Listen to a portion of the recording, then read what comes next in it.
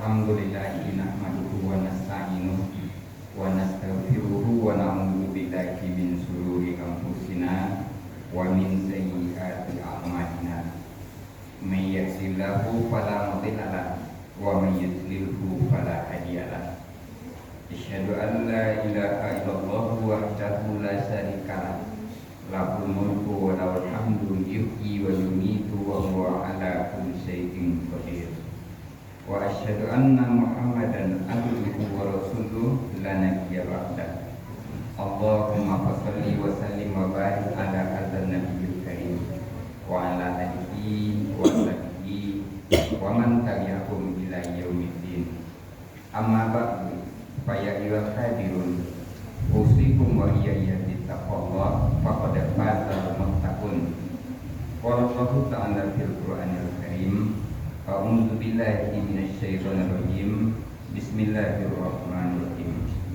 Ya ayyatuhan nafsul mutmainnah, irji'i ila rabbiki radiyatan mardiyah, fadkhuli fi ibadi wadkhuli jannati. Shadaqallahul azim. Aku berlindung kepada Allah daripada setan yang terkutuk. Allah Subhanahu wa ta'ala boleh jadi akan muncul nanti kesombongan di dirinya, dan boleh dia menepuk dadanya. Ini karena keberhasilanku, karena kesungguhanku, karena kegigihanku. Nah, kedua-duanya itu tidak baik. Bila dapat musibah, dapat ujian, dia menjadi berputus asa. Bila dapat nikmat, bila dapat karunia, dia menjadi sombong, membanggakan diri. Kedua-duanya itu tidak baik. Ini namanya tidak stabil. Nah, bagi nafsul mutmainnah itu apa yang terjadi? Yaitunya nafsul mutmainnah, jiwa yang tenang tadi, bila dia mendapat musibah, bila dia ditimpa oleh ujian, dia tiba di tingkat sabar pada waktu itu. Dia tetap husnuzon kepada Allah, dia tidak menyalahkan siapa-siapa, dan dia tetap memperbaiki diri, memperbaiki kualitas usahanya, ibadahnya, dan doanya. Dan dia berada di husnuzon kepada Allah Subhanahu wa ta'ala. Lalu tidak bersangka kepada Allah, tidak menyalahkan siapa-siapa, tetapi dia tetap memperbaiki diri karena dia stabil. Nanti juga begitu, ketika dia mendapat nikmat, dapat karunia daripada Allah, dia tidak membanggakan diri, dan dia di waktu itu tetap tenang, biasa saja, karena dia menyadari ini adalah karunia dari Tuhanku. Liyabluwani, untuk mengujiku, aaskur am akfur, apakah aku kafir atau bersyukur dengan nikmat yang diterima ini. Justru yang muncul nanti, dia bagaimana, yang terpikir adalah bagaimana mempertanggungjawabkan nikmat ini di hadapan Allah Subhanahu wa ta'ala, bukan membangga-banggakan keberhasilannya dari apa yang telah diberikan oleh Allah. Oleh karenanya, hadirin kaum muslimin, Kenapa orang ini bisa sampai di tingkat stabil? Ternyata jiwanya itu dirahmati oleh Allah. Kenapa bisa sampai dirahmati oleh Allah? Karena dia memasang satu alat yang namanya sakinah. Huwallazi anzala sakinata fi qulubil mu'minin.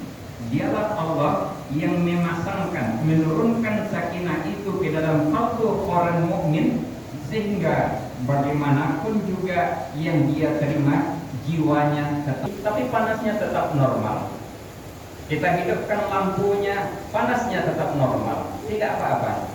Kenapa? Ternyata di situ ada alat yang dipasang, seumpamanya kipas angin, seperti air radiator dan lain sebagainya, untuk menstabilkan panasnya itu. Tetapi bila kipas angin ini mati, rusak dan lain sebagainya, maka bukan mustahil nanti panas mobil itu melebihi batas normalnya. Bukan tidak mungkin air radiatornya itu menembak keluar dan sebagainya. Bismillahirrahmanirrahim. Untuk penstabilan di dalam jiwa kita itu, mudah orang masuk ke tingkat emosi, mudah orang tiba di berputus asa, mudah orang sampai di tingkat stres dan berlanjut. Itulah yang membahayakan kepada diri manusia itu sendiri. Dan kalau kaitannya dengan buku catatan, tentu adalah masalah pahala dan dosa. Hadirin kaum muslimin jamaah Jumat rahimakumullah. Oleh karenanya, kalau diri kita masih mudah untuk mengerjakan apa yang dilarang oleh Allah, masih mudah meninggalkan apa yang diperintahkan oleh Allah, berarti nafsu kita masih di garis bawah, yaitu nafsu amarah. Namanya nafsu amarah. Tetapi kalau sudah mulai menyesal-nyesali diri, berarti nafsu kita itu sudah berada di nafsu lawamah. Sebagai seorang anak misalnya, ibu saya yang dulu mengajari saya berjalan, berbicara dan lain sebagainya. Dia yang mengandung saya, yang melahirkan saya, dia yang menyusui saya dan lain sebagainya. Tapi setelah saya pandai berbicara, setelah saya pandai berjalan dan lain sebagainya, sudah berapa banyak kata-kata saya yang menyebabkan hati orang tua saya terluka. Berapa banyak tingkah laku saya yang membuat hati orang tua saya remuk, redam dan lain sebagainya. Kalau sudah muncul yang seperti itu, berarti nafsunya sudah tiba di tingkat nafsu lawamah. Nah, hadirin kaum muslimin, tinggal menaikkannya lagi sampai ke nafsu mutmainnah. Bagaimana supaya nafsu itu stabil atau tenang dengan bermacam keadaan yang menghantam di dalam kehidupan ini. Ada yang menghantam dari sudut musibah, ada yang menghantam dari sudut nikmat. Dan kalau itu tidak ada alat penstabilannya, maka dia akan goyah. Nah hadirin, kalau sudah sampai di tingkat mutmainnah ini, sebetulnya nafsu inilah, dalam kondisi itulah sebaiknya kondisi kita berpulang kepada Allah. Jangan sampai kita meninggal di dalam keadaan nafsu kita masih nafsu amarah. Jangan sampai kita meninggal kondisi kita baru di lawamah, belum sampai di mutmainnah. Nah, Al-Quran mengharapkan saat kepulangan kita kepada Allah, saat menghadap kita kepada Allah, saat ajal datang menjemput kita, adalah saat di mana nafsu kita sudah berada di nafsu mutmainnah itu. Ini yang disebutkan pada ayat tadi, ya ayyatuhan nafsul mutmainnah, hai jiwa yang tenang, irji'i ila rabbiki, kembalilah kepada Tuhanmu, radiyatan mardiyah, dalam keadaan redha dan diredai. Fadkhuli fi ibadi, masuklah ke dalam kelompok hambaku. Wadkhuli jannati, masuklah ke dalam surga. Hadirin kaum muslimin, Ramadan yang telah kita tinggalkan, 15 hari sudah kita berpisah dengan Ramadan. Bukankah di dalam Ramadan itu melatih diri kita dari nafsu amarah ke nafsu lawamah, terus ke nafsu mutmainnah?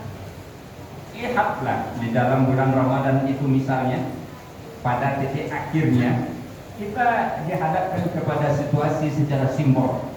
Yang pertama, waktu siang itu saat-saat musibah, saat-saat cobaan, itu simbol di waktu siang itu. Coba lihat, bila fajar datang, imsak pun tiba, di saat itu tidak boleh lagi makan, tidak boleh lagi minum. Tetapi saat tidak boleh makan, tidak boleh minum, kita bukannya tidur, kita bukannya berkeluh kesah, kita bukannya menangis, tetapi apa? Cepat bersegera datang kepada Allah. Berangkat kita salat subuh ke masjid, kita zikir, berdoa kepada Allah. Nanti waktu zuhur sudah berapa jam kita tidak makan, tidak minum, tapi semakin gesit kita mendekat kepada Allah. Nanti waktu asar juga begitu. Sudah berapa jam kita tidak makan, tidak minum, tetapi kita semakin bersemangat untuk mendekat kepada Allah. Ini adalah ujian. Itu siang itu adalah sikon dari musibah. Nah, malamnya itu adalah simbol daripada nikmat, daripada kaya. Lihat, apabila waktu berbuka datang, azan masuk, lihat, semuanya serba boleh. Ini boleh, itu boleh, ini boleh, itu boleh. Semuanya boleh. Itu simbol dari saat-saat kaya. Itu simbol saat-saat kita mendapatkan nikmat yang luar biasa. Tapi pada saat itu pula lah adanya sholat maghrib. Sholat maghrib bersamaan waktunya dengan waktu berbuka. Nah, ketika nikmat yang demikian banyak, mampukah kita mencicipi sedikit nikmat lalu ingat kepada yang memberi nikmat? Makanya orang berlatih sebetulnya ketika dapat nikmat tetap mendekat kepada Allah. Di saat semuanya serba boleh, di saat itu sholat maghrib adanya. Nanti kembali sholat maghrib, diulang lagi makan dan minumnya. Terus lanjut nanti dengan sholat isya, malah bertambah dengan sholat tarawih, malah terus dengan witir, terus dengan baca Quran dan sebagainya. Artinya semakin banyak nikmat itu menghampiri kita, semakin dekat kita kepada Allah Subhanahu wa Ta'ala. Semakin ada ujian dan cobaan pun kita semakin dekat dengan Allah. Tibalah kita pada yang mutmainnah itu. Semoga Ramadan itu betul-betul mengajarkan kepada kita sehingga kita terlatih bukan sekadar menahan lapar dan haus saja. Fattabi'u ya ulul absar. La'an wa rasuluhu la nabiyya ba'da. Allahumma shalli wa sallim wa barik ala hadzal nabiyil karim wa ala alihi wa sahbihi wa man tabi'ahum ila yaumil. Amma ba'du, fa ya ayyuhal adilun ittaqullaha haqqa tuqatih wa la tamutunna illa wa antum muslimun. Wallahu ta'ala fil Qur'anil karim. A'udzu billahi minasyaitonir rajim. Qul huwallahu ahad, Allahu samad. Lam yalid wa lam yulad wa lam yakul lahu kufuwan ahad. Innallaha wa malaikatahu yusholluna 'alan nabi. Ya ayyuhalladzina amanu shallu 'alaihi wa sallimu taslima.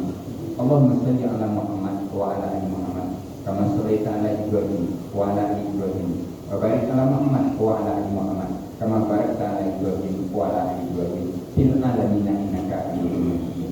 Allahumma ighfir lil mu'minina wal mu'minat wal muslimina wal muslimat al ahya'i minhum was amwat bil barri wal bahri amin ya rabbal alamin. Doa ya Allah ya Ghafur ya Ghafur ya Ghafur, wahai Zat yang Maha Pengampun, ampunilah dosa-dosa kami ya Allah, ampuni kesalahan-kesalahan kami, ampuni dosa-dosa orang tua kami ya Allah. Orang tua kami yang telah meninggal, lapangkan kuburnya, ringankan hisabnya, jangan biarkan dia teraniaya dalam kubur, tempatkan dia pada tempat yang mulia di sisimu ya Allah. Orang tua kami yang masih hidup, sehatkan dia jasmani dan rohani, limpahkan rahmat dan kasih sayang kepadanya, dan tolong takdirkan akhir hayatnya husnul khotimah. Husnul khotimah ya Allah, husnul khotimah ya Allah. Wahai Allah, jadikan nilai hidup kami hari ini lebih baik dari hari kemarin, dan hari esok jauh lebih baik dari hari sekarang. Wahai Allah, ya Tuhan kami, tolong naikkan kualitas nafsu kami ya Allah. Jika nafsu kami berada di amarat, naikkan kepada lawamah ya Allah. Dan jika masih di lawamah, tolong naikkan kepada mutmainnah ya Allah. Wahai ya Allah, jangan biarkan kami kembali menghadap kepadamu saat nafsu kami belum tiba di saat mutmainnah itu ya Allah. Untuk bimbing kami supaya berada di nafsu mutmainnah itu ya Allah. Tolong ya Allah, ya Arhamar Rahimin, tunjukkan kepada kami cara langkah dan metodenya ya Allah, sehingga kami ridho kepadamu dan Engkau pun ridho kepada kami, sehingga kami benar-benar menjadi umat Nabi Muhammad dan benar-benar menjadi hamba-Mu ya Allah ya Arhamar Rahimin. Wahai ya Allah ya Tuhan kami, seluruh pelajaran yang kami petik dari latihan Ramadan ya Allah, nampakkanlah bekasnya pada jiwa dan raga kami ya Allah, pada sikap dan tindak tanduk kami ya Allah, sehingga tindak tanduk kami adalah tindak tanduk orang yang bertakwa, tindak tanduk orang yang kembali kepada fitrah, tindak tanduk menjadi orang-orang yang Engkau rahmati ya Allah ya Arhamar Rahimin. Wahai ya Allah ya Tuhan kami, beri kami kemampuan ya Allah untuk mengajak diri kami kepada jalan-Mu, mengajak keluarga kami, mengajak tetangga kami, mengajak masyarakat kami, mengajak umat Islam ini ke jalan-Mu ya Allah. Jadikan setiap diri kami adalah pendakwah, jadikan setiap diri kami orang-orang yang berjihad untuk di jalan-Mu, siapapun kami ya Allah. Jadikan semua kami benar-benar berjihad di jalan-Mu ya Allah ya Arhamar Rahimin ya Ghafurur Rahim ya Dzal Jalali wal Ikram ya Qadir Hajat. Allahumma inna nas'aluka ridhaka wal jannah wa na'udzubika min sakhatika wan nar. Rabbana atina fid dunya hasanah wa fil akhirati hasanah wa qina adzabannar. Ibadallah, innallaha ya'muru bil adli wal ihsan wa ita'i dzil qurba wa yanha 'anil fahsya'i wal munkari wal baghi. Yanzukum la'allakum